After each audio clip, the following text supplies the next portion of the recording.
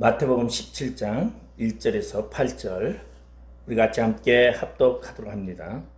엿새 후에 예수께서 베드로와 야고보와 그 형제 요한을 데리시고 따로 높은 산에 올라가셨더니 그들 앞에서 변형되사 그 얼굴이 해같이 빛나며 옷이 빛과같이 휘어졌더라.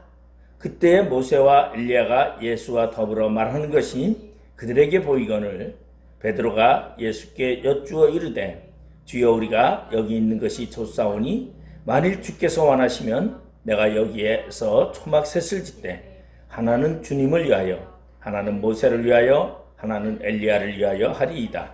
말할 때에 호련히 빛난 구름이 그들을 덮으며 구름 속에서 소리가 나서 이르시되 이는 내 사랑하는 아들이요 내 기뻐하는 자니 너희는 그의 말을 들으라 하시는지라. 제자들이 듣고 엎드려 심히 두려워하니 예수께서 나와 그들에게 손을 대시며 이르시되 일어나라 두려워하지 말라 하시니 제자들이 눈을 들어 보매 오직 예수에는 아무도 보이지 아니하더라. 아멘. 우리는 이 세상을 살아가면서요, 우리는 종종 많은 갈등을 느끼고는 합니다. 그 갈등이 무엇이냐 하면 바로 신앙과 세상 속에서 느껴지는 갈등을 느끼고는 합니다. 우리가 신앙생활을 열심히 하려고 하면은 세상의 것이 염려가 되고, 또한 세상을 열심히 살려고 하면은 신앙의 생활의 믿음의 생활이 염려가 되는 것이 우리의 삶이라고 말할 수 있습니다. 그래서 우리는 종종 이렇게 말하죠. 적당히 살아. 적당히 살아 하는 말을 그것도 가장 현명한 것으로 생각하고 있고, 살아가면서 적당히 할 줄 아는 사람이 제일 현실적이고 그리고 현명하고 그 사람 지혜로운 사람이라고 우리는 종종 이야기를 합니다. 이 적당히 현명하게 사는 방법이 무엇인가? 오늘 예수님은 이 땅에 오셔서 3년의 공생애 중에서 2년이 지나고서 예수님께서 자신의 살아온 방법을 제자들에게 말하게 된 것이 마태복음 16장 이야기입니다. 그 전까지는 예수님을 따라다니던 12사도들은요, 예수님을 통하여 이 세상에서 한 자리를 얻고자 했던 사람이었고, 그리고 예수라는 선생을 만나서 나의 출세길의 한 길이라고 생각했었기 때문입니다. 예수님은 그 제자들을 데리고서 2년 동안 공생애를 활동하면서 살아오면서 아마 많은 갈등이 느꼈을 것입니다. 이 사람들이 나를 통하여 하늘을 볼 줄 알아야 되는데 아직도 2년이 지나도록 세상만 볼 줄 아는 그 제자들을 바라보면서 예수님은 고민을 좀 하셨을 거예요. 그래서 예수님은 하루는 안 되겠다 하고서 직접적으로 대놓고 이야기를 하기 시작을 합니다. 그 이야기가 뭐냐면은 예수님께서 자기가 예루살렘에 올라가서 장로들과 대제사장들과 서기관들에게 많은 고난을 받고 죽임을 당하고 3일이 돼서 내가 살아야 하겠다라고 제자들에게 말을 합니다. 그랬더니 제자들이 12제자가 발칵 뒤집어졌죠. 아니, 어찌 그런 일이, 우리가 지금까지 예수님을 쫓아다녔는데 예수님을 쫓아다닌 것이 지금 결코 예수님이 그 바리새인과 서기관과 대제사장들에게 죽기 위해서 지금까지 그런 모습을 보게 하기 위해서 우리가 쫓아다닌 줄 아십니까? 아마 제자들은 그렇게 예수님께 반문하고 싶었고 또한 그런 표현을 하고 있었다고 성경은 표현해주고 있습니다. 왜냐하면 16장에 보면은 22절에 보면 베드로가 예수를 붙잡고 항변하여 이르되 주여 그리 마옵소서. 일이 결코 주께 미치지 아니하리이다. 아니, 그런 일이 생긴다면 나는 어떻게 하라고요? 그런 이야기죠. 우리가 신앙생활하면서, 내가 신앙생활하면서 우리가 좀 안 되는 것이 있고 안 좋은 일이 있으면 우리는 어떻게 합니까? 주님 책임져 주세요. 그렇게 얘기를 합니다. 근데 주님이 책임져 달라고 해놓고 막상 내 뜻대로 안 되면 뭐라 그래요? 우리는 갈등을 많이 느끼게 됩니다.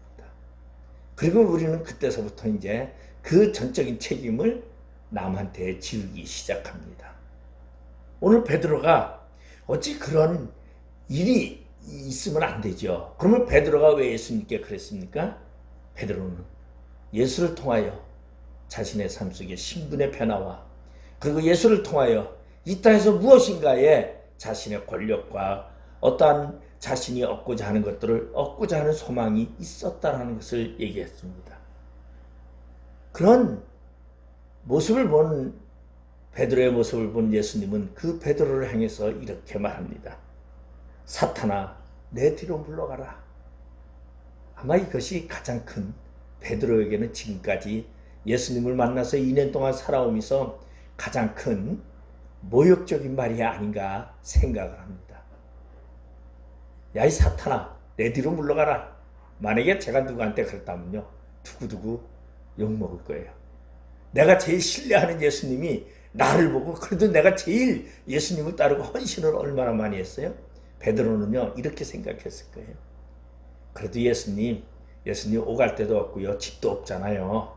근데 내가 우리 집 내줘가지고 예수님 주무시게 하고 지금까지 예수님 우리 집에서 거처하면서요, 그리고 우리 마누라 우리 장모님이 여태까지 밥해 먹이면서 수많은 사람들이 오면은 다 먹였는데 기어코 아무리 그래도 은혜를 모르시는 선생님 어찌 그런 말을 나에게 할 수 있습니까? 베드로가 아니라 우리라도 삐졌을 것이고 저래도 아마 삐졌을 것이고 전부 다 삐졌을 것입니다. 그러니까 베드로가 어떤 짓을 했어요? 완전히 삐졌죠. 야, 내가 알던 예수 선생이 아니네. 어떻게 내가 저런 예수 선생을 알고 지금까지 2년 동안 내가 쫓아왔지? 야, 아무리 그래도 그렇지 저럴 수가 있는가? 베드로는 분노하면서 아마 씩씩대면서 돌이키면서 아마 그랬을 것 같아요. 근데 예수님은 그러한 베드로를 아랑곳하지 아니하고 예수님께서 제자들에게 말합니다. 야, 너희들 누구든지 나를 따라오려거든 자기를 부인하고 그리고 자기 십자가를 지고 나를 따라와야 한다. 베드로는 이 예수님의 이 말을 듣고 아마 분노가 더 치밀었던 것 같아요. 근데 당장 떠날 수는 없고 어떻게 할 수는 없고 혹시나 하는 그러한 기대감 속에서 삐져가지고 말도 안 하는데, 그리고선 엿새가 흘렀다고 성경은 얘기합니다. 예수님께서는 제자들의 그런 모습을 바라보고서 예수님께서는 안 되겠다 해서 베드로와 야고보와 요한을 데리고 산에 올라간 사건이 바로 오늘 본문의 이야기입니다. 저는 오늘 본문의 이야기에서 우리 신앙이 바라보는 눈길과 시야가 어디에 있는가를 한번 돌이켜보려고 합니다. 그래서 베드로와 요한과 야고보를 데리고 예수님께서 변화산에 올라갔더니, 이 변화산이라는 것은 예수님이 변화되었다 그래서 변화산이라고 나중에 칭해진 산 이름이죠. 그래서 산에 올라갔더니 예수님이 변화가 되었다. 아주 그냥 환한 빛으로, 원래 예수님은 빛의 존재였어요. 환한 빛으로 그 얼굴이 해같이 빛나더라. 그래서 우리도 사람이 기뻐 보이고요, 사람이 즐거우면요, 마음이 기쁘면 얼굴이 환하게 빛납니다. 마음이 슬프면 얼굴이 수심이 가득하게 됩니다. 근데 예수님이 얼마나 빛이 하려는지, 그리고 그곳에서 이 제자들은 놀라운 기적을 체험하게 됩니다.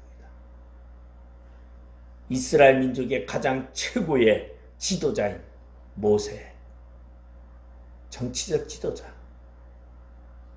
그 다음에 이스라엘의 최고의 선지자라고 하는 엘리야가 다 나타납니다. 그러더니 예수님과 함께 이야기를 합니다. 아마 그 모습을 바라본 베드로와 야고보와 요한은 어떻게 말했을까요? 그럼 그렇지, 내가 저 예수님이 이 정도 까면 되는데 내가 조금 더 나갔더라면은, 내가 아주 뛰쳐나갔더라면 큰일 날 뻔했네. 아마 베드로는 자기 스스로 자기를 위안하면서 그 모습을 바라보게 된 겁니다. 그래서 그곳에서 하는 이야기가 바로 이 변화산의 이야기는 천상의 세계 이야기입니다.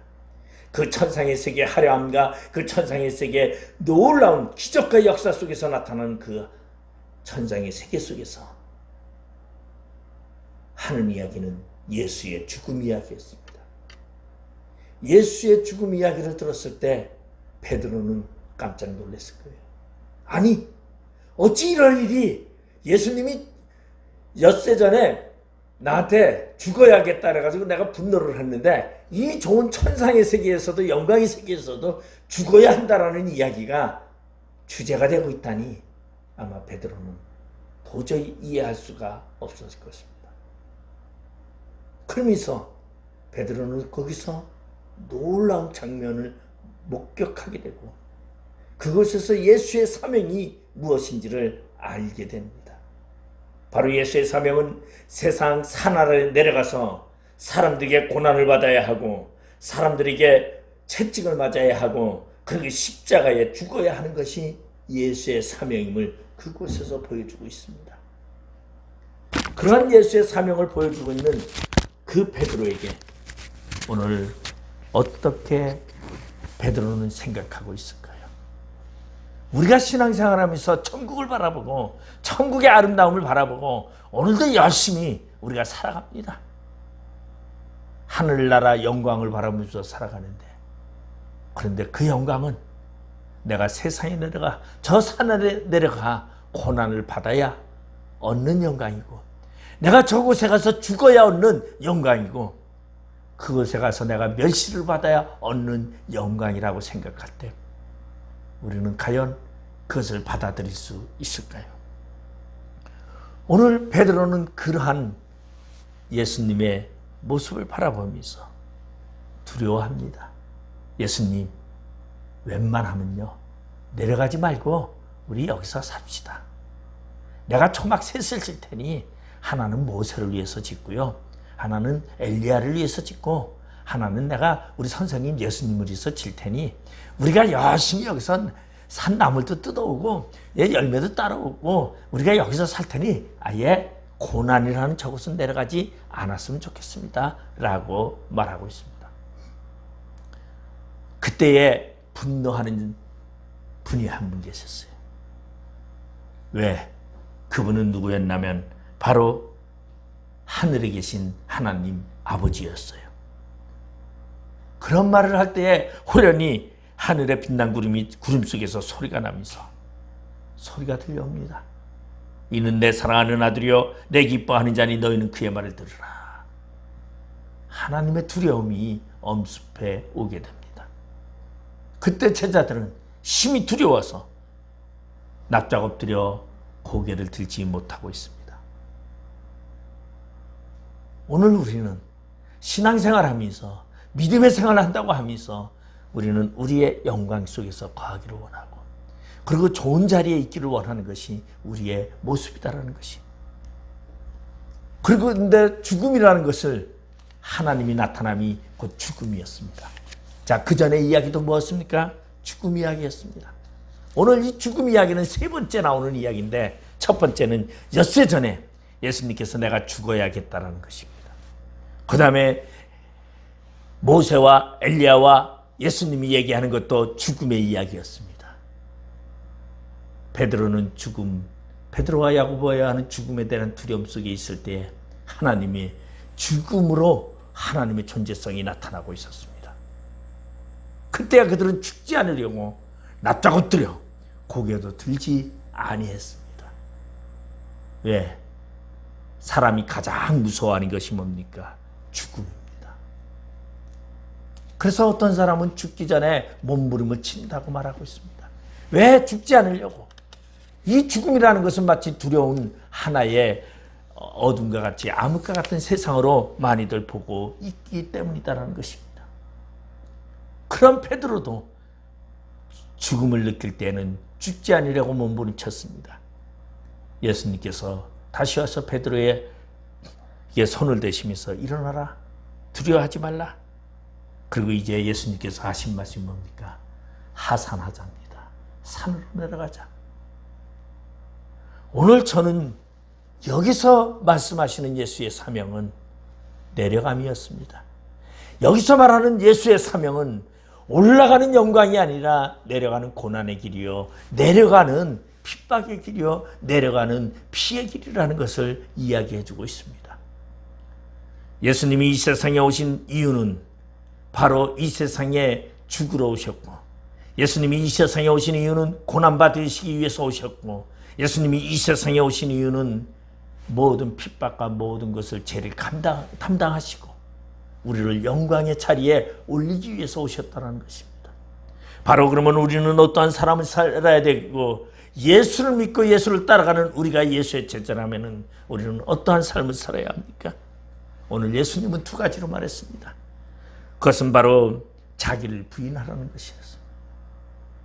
내 생각을 부인하라는 것은 남의 말을 들으라는 것이 아니라 예수의 말을 듣고 하나님의 말을 들으라는 것이, 나를 부인하고 하나님의 뜻을 따르라는 것이에요. 오늘 이 베드로와 야고보와 요한은 이 변화산에서 자신의 생각을 가졌어요. 자신의 생각으로 예수님께 표현했습니다. 그 표현이 뭡니까? 여기가 좋사오니 만일 주께서 원하시면 내가 여기서 초막셋을 짓겠습니다. 하나는 주님을 위하여, 하나는 모세를 위하여, 하나는 엘리야를 위하여라고 말하고 있습니다. 아마 들어보면 너무나 좋은 소리 같아요. 베드로의 이 고백은 정말 예수님을 위하는 것 같았어요. 하나님을 위하는 것 같았어요. 하나님을 위하는 사람들을 위한 그러한 모습인 것 같았어요. 그런데 아니었다는 것이죠. 이 말은 하나님의 뜻을 거역하는 말이었어요. 이 말은 하나님이 원하는 삶을 거역하는 삶의 길이었다는 것입니다. 우리는 혹시 믿음을 가지고 지금도 살아가면서 그렇게 혹여 행하지는 않고 있습니까? 내가 주를 위하여, 내가 교회를 위하여, 내가 하나님의 영광을 위하여, 내가 모든 것을 나를 희생하고 나를 제물을 내놓고 나의 모든 것을 내놓겠다고 혹시 얘기하고 있지는 않습니까?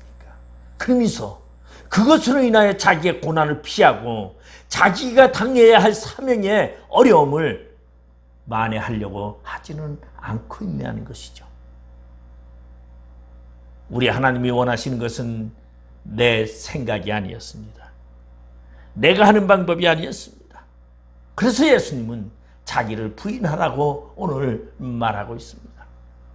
그래서 베드로와 야고보와 요한에게 하늘의 영광의 천국을 보여주면서 자기를 부인하는 자만이 이 천국의 영화를 누릴 수 있다는 것을 보여주고 있습니다. 그리고 두 번째는 자기 십자가를 지라는 것입니다. 그것을 예수님이 손수 보여주십니다. 예수님이 이 땅에 오신 목적은 십자가를 지기 위함이었습니다. 그래서 죽음을 이야기하고 있어요. 우리는 이 땅에서 무엇해야 하느냐? 자기 십자가를 져야 됩니다. 여기서 저는 십자가는 무엇이라고 말하냐면 사명이라고 생각을 합니다. 나에게 주어진 하나님이 주신 사명 감당하는 그런 자가 되어야 돼요. 그 사명을 위해서는 죽음의 길이라 할지라도, 고난의 길이라 할지라도, 아니면 핍박과 고난과 역경과 어려움 속에 있는 길이라 할지라도 그것이 내가 져야 할 십자가라면 분명히 져야 한다는 것이, 오늘 고난주간의 셋째 날 수요일 우리는 우리의 사명을 돌아보기를 바랍니다. 하나님이 나에게 원하는 그 사명은 내가 원하는 것이 아니라, 내 방법대로 하는 것이 아니라, 내 뜻대로 가져가는 것이 아니라 하나님이 원하시는 방법과 하나님이 원하시는 뜻과 하나님의 계획 속에서 이루어지고 있다는 것을 우리는 발견해야 합니다. 이 땅의 고난과 이 땅의 핍박과 이 땅의 환난이 바로 하늘의 영광을 맛보게 한다는 것입니다. 우리는 종종 스데반을 이야기할 때, 사도행전 7장의 스데반을 이야기할 때 그럽니다. 스데반은 돌에 맞아 죽으면서 그는 하늘의 문이 열리고 하늘의 영광을 보게 됐다고 합니다. 진정한 고난을 받는 자는 하늘의 문이 열리게 돼 있다는 거죠. 호세아 2장에서도 보면 하나님이 권면하는 자는 악골골짜기에 이른다 할지라도 하나님이 그 악골골짜기에서 소망의 문을 열어주신다고 말하고 있습니다. 여러분, 영광의 문, 소망의 문, 하늘의 문은 고난 속에서 나타나는 것이라는 거예요. 우리는 주를 위하여 오늘도 자기 십자가를 지고 달려갈 길을 다 가는 자가 되시기를 바랍니다. 그리고 진정한 천국의 영광을 맛보는 자 되시기를 주님의 이름으로 축원드리겠습니다. 기도하시겠습니다. 아버지 하나님의 은혜를 감사드립니다. 오늘 예수님께서는 제자들에게 누구든지 나를 따라오려거든 자기를 부인하고 자기 십자가를 지고 따라오라고 말씀하시며, 그리고 하나님의 사역을 방해하는 베드로를 향하여 사탄아 내 뒤로 물러가라고 말씀하셨습니다. 혹시 우리는 예수를 믿으며 우리의 인간의 방법대로, 인간의 생각대로 혹시 주님의 길을 막고 있지는 않은지, 또한 나아가 가야 할 사명의 길을 혹 역행하고 있지는 아니한지 우리 자신을 돌아보게 하여 주시옵소서. 진정한 주님의 뜻이 무엇인지를 알고, 죽을 줄 알고 자기 십자가를 질 줄 알고, 그리고 고난을 받을 줄 아는 주님의 참된 거룩한 종들 되게 하여 주시옵소서. 예수님의 이름으로 기도드립나이다. 아멘.